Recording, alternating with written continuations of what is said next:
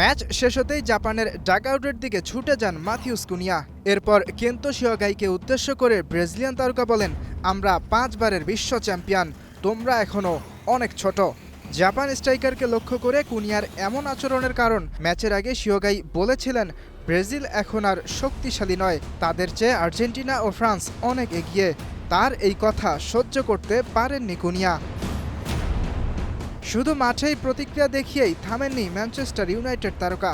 Match শেষে Instagram স্টোরিতে জয়ের ছবি পোস্ট করে লেখেন, এখন আমাদের সম্পর্কে একটু বেশি জানলে।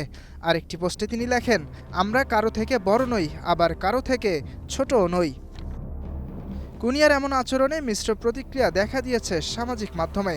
কেউ কেউ মনে করছেন সঠিক জবাবটাই দিয়েছেন ইউনাইটেড তারকা, আবার কেউ মন্তব্য করছেন নিজে কখনো বিশ্বকাপ জিততে পারেনি, তবুও বিশ্বকাপ নিয়ে কুনিয়ার বেমানান গর্ব।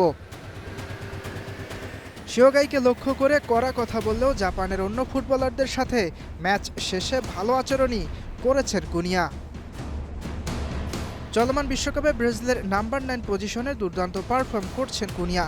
গ্রুপ পর্বে হাইতির বিপক্ষে 2টি আর স্কটল্যান্ডের বিপক্ষে 1টি গোল করেছেন তিনি। ইয়াসের আরাফাত সবুজ, স্টার প্লে।